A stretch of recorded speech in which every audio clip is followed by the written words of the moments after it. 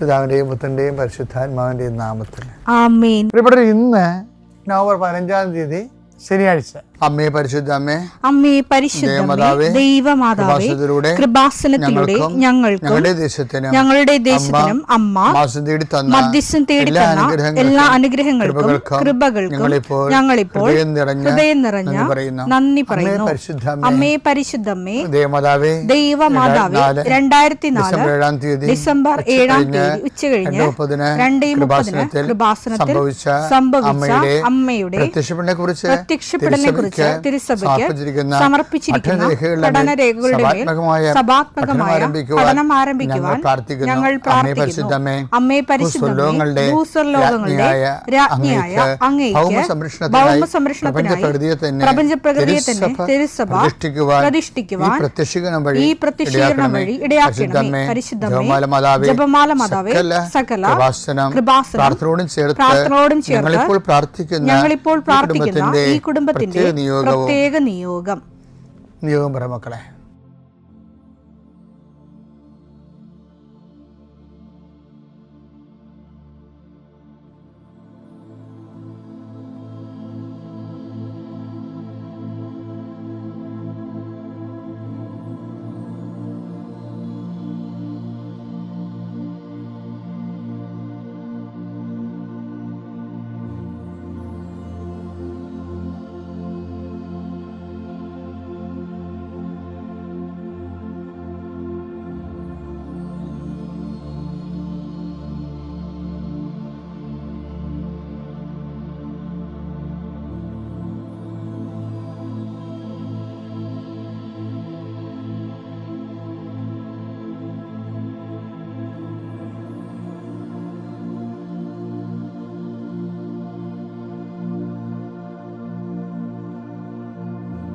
അമ്മയുടെ പ്രത്യക്ഷീകരണത്തിന്റെ ഈ അനുഗ്രഹവേളയിൽ ഞങ്ങൾക്ക് സാധിച്ചു തരുവാൻ കനിയണമേ.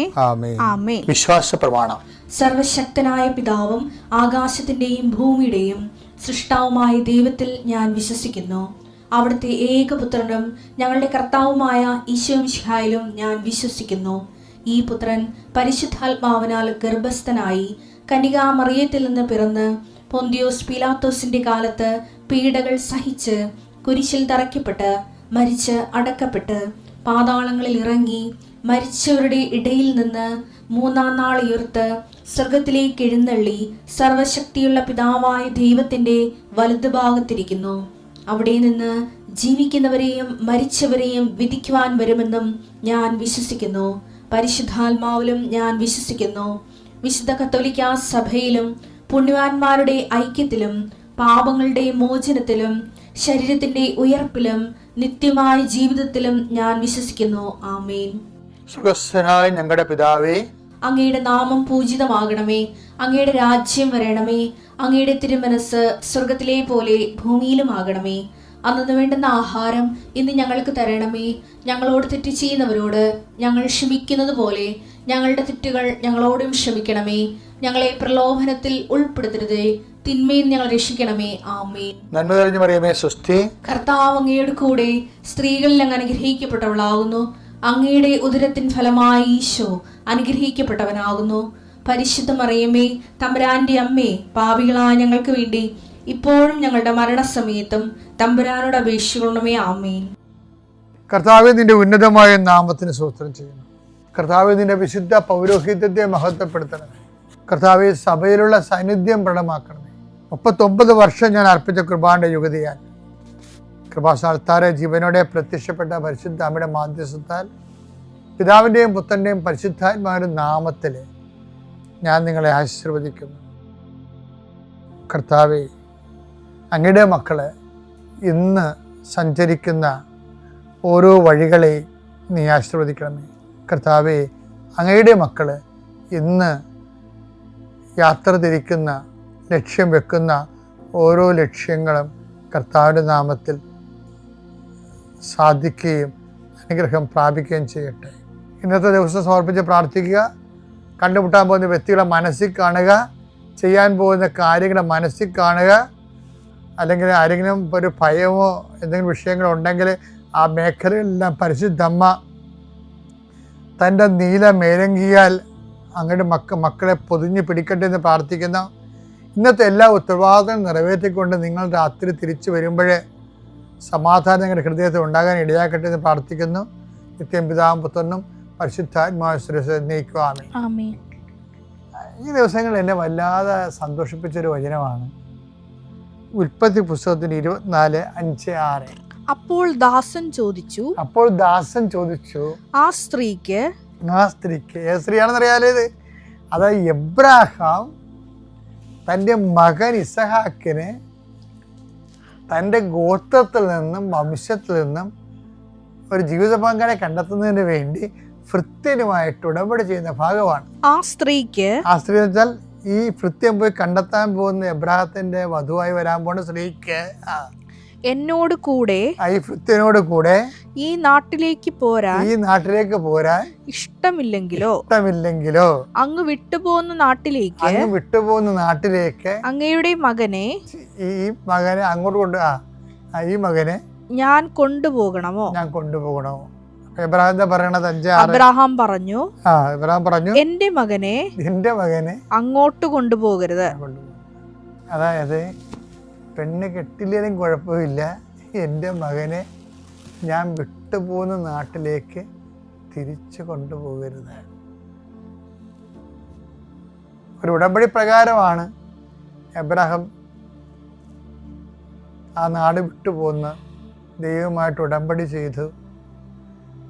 ദൈവം ഒരു വാഗ്ദാനം കൊടുത്തു. ആ വാഗ്ദാന പ്രകാരം ഇസഹാക്ക് ജനിച്ചു. അപ്പോഴേ ഇനി അവിടെ മുമ്പിലുള്ള ഒരു എബ്രാഹത്തിന് മുമ്പിലുള്ള ഒരു തിരഞ്ഞെടുപ്പ് എന്ന് പറയണത് മുന്നോട്ട് പോകാനേ പറ്റത്തുള്ളൂ, പിന്നോട്ട് പോകാൻ പറ്റത്തില്ല. ആ സ്ത്രീക്ക് ഭൃത്യൻ്റെ കൂടെ വരാൻ പറ്റുന്നില്ലെങ്കിൽ ദൈവം അത് വരുത്താത്തതായിരിക്കുമെന്ന് ചിന്തിക്കുകയാണ്. അതിൻ്റെ പേരിൽ ഞാൻ വിട്ടുപോകുന്ന ആളുടെ എൻ്റെ മകനെ കൊണ്ടുപോകരുത്. അതായത് വിഷയം എന്ന് വെച്ച് കഴിഞ്ഞാൽ ചിലർ കഴിഞ്ഞ ദിവസങ്ങളിലൊരു സാക്ഷ്യം ഉണ്ടായേ. സാക്ഷ്യം ഒരു 7 കൊല്ലമായിട്ട് ഒരു ഭർത്താവിനും ഭാര്യയ്ക്കും മക്കളില്ല. അപ്പോൾ അവർ പല ചികിത്സകളെല്ലാം കഴിഞ്ഞ് ഉടമ്പടി എടുത്തു. എൻ്റെ അടുത്ത് വന്നു ഞാൻ അവരുടെ ആപ്ലിക്കേഷൻസും പ്രാർത്ഥനയൊക്കെ മാതാവിനെ സമർപ്പിച്ച് പ്രാർത്ഥിച്ചിട്ട് അവരോട് പറഞ്ഞു, നിങ്ങൾ രണ്ടിൽ ഒരു മാർഗമേ സ്വീകരിക്കാവൂ. ഒന്നുകിൽ നിങ്ങൾ മെഡിസിനും ട്രീറ്റ്മെൻറ്റുമായിട്ട് പോവുക, അല്ലെങ്കിൽ നിങ്ങൾ ട്രീറ്റ്മെൻറ്റ് ഇവിടെ അവസാനിപ്പിക്കുക, ദൈവം തന്നാൽ മാത്രം മതി എന്ന് പറയുക.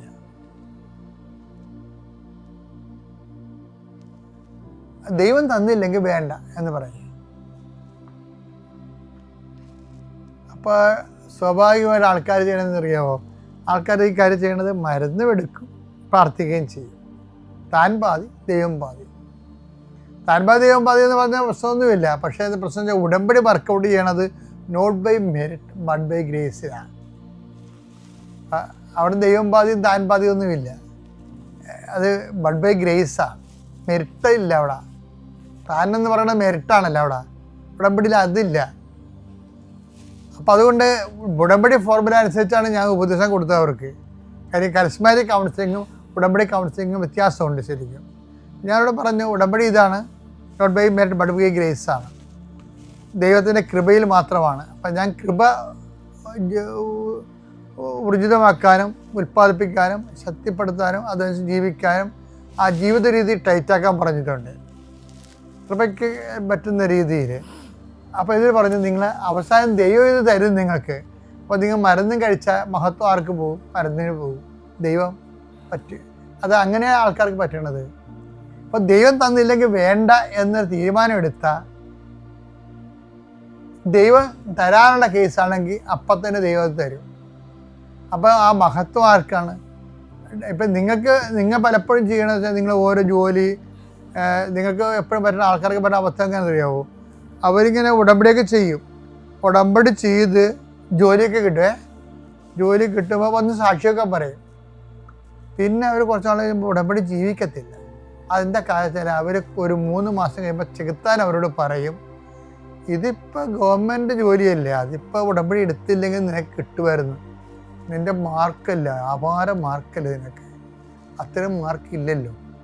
അപ്പോൾ ഉടമ്പടി എടുത്ത് അപ്പം അത് കാലാന്തരത്തിൽ അത് ലോകത്തിൻ്റെ അവിശ്വാസത്തിൻ്റെ മേഖലയിൽ നിൽക്കണം. അപ്പം നീ അയ്യോഭാവിയാണ്, പറ്റിപ്പഴപ്പിന് വേണ്ടി മാത്രം ദൈവത്തിനെ തേടി നടക്കുന്ന ആളാണെങ്കിൽ കുറച്ച് കഴിയുമ്പോൾ പറ്റിക്കപ്പെടും. അതെനിക്കറിയാവുന്ന കൊണ്ട്, ഈ കുഞ്ഞ് ചേരുവർക്ക് ജനിക്കും എന്നെനിക്കറിയാവുന്ന കൊണ്ട് ഞാൻ പറഞ്ഞു, നിങ്ങൾ പൂർണ്ണമായിട്ട് മെഡിസിൻ ഉപേക്ഷിക്കണം. എന്നിട്ട് നിങ്ങൾ കറക്റ്റായിട്ട് ഈ ഉടമ്പടി തന്നെ ഫോളോ ചെയ്യാൻ പറയും. അപ്പോൾ അതിന് ആ മാസം ഗർഭിണിയായി അവർ ആ മരുന്നൊന്നും ഉപയോഗിച്ചിട്ടില്ല. 3 മാസം കഴിഞ്ഞപ്പോൾ അവർ പ്രഗ്നൻ്റായി. ഒരു മരുന്ന് ഉപയോഗിക്കാതെ തന്നെയാണ് ആ കുഞ്ഞിനെ കിട്ടിയത്. പക്ഷെ ആ മരുന്നും കൂടി ഉപയോഗിച്ചിരുന്നെങ്കിൽ ആ മഹത്വം മുഴുവനും ഡിവൈഡ് ചെയ്ത് പോയിട്ട് പിന്നീട് നമ്മൾ ദൈവമായിട്ട് മുന്നോട്ട് പോകാൻ പറ്റാത്ത ഹെൽത്തി റിലേഷനായി പോകും. നമ്മൾ ശ്രദ്ധിക്കണം. അതിനാണ് ഉടമ്പടി കൗൺസിലിംഗ് എന്ന് പറയുന്നത്. അതാണ്, അതായത് ദൈവമായിട്ട് ഉടമ്പടി വിധിപ്രകാരം ജീവിക്കാനുള്ള രീതികളെ പറഞ്ഞു കൊടുക്കുന്നതാണ്. ഇപ്പം ഞാൻ എന്താ പറഞ്ഞതെന്ന് വെച്ച് കഴിഞ്ഞാൽ, നമ്മൾക്കൊരു ഇടറ് സംഭവിച്ചാലും എൻ്റെ മകനെ നീ അങ്ങോട്ട് കൊണ്ടുപോകരുതെന്ന് അഭിപ്രായം. അവൻ കെട്ടില്ലെങ്കിലും കുഴപ്പമില്ല, എൻ്റെ മകനെ കൊണ്ടുപോകരുത്. എൻ്റെ അഭിപ്രായം പറയുമ്പോൾ എന്താ എൻ്റെ ഉദ്ദേശം? ഉടമ്പടിക്കാണ് അനുസരിച്ചുള്ള ജീവിതം. ഇപ്പം നമുക്ക് ഉടമ്പടിക്ക് വേണ്ടി ആൾക്കാർ കോംപ്രമൈസ് ചെയ്യുമ്പോഴാണ് പിന്നെ തരികിട കളിച്ച് നിൽക്കണത്. അല്ലെങ്കിൽ ദൈവത്തിനൊക്കെ വേണ്ടി സത്യസന്ധത നിൽക്കുന്നവർക്ക് ഒരു പ്രശ്നമില്ല. അതുകൊണ്ട് ഫ്രോഡുകൾ വന്ന് ഉടമ്പടി എടുക്കാതിരിക്കുകയാണ് എപ്പോഴും നല്ലത്. അതാ എടുത്തു പോയാൽ നിങ്ങൾ സത്യസന്ധത കാണിക്കണം.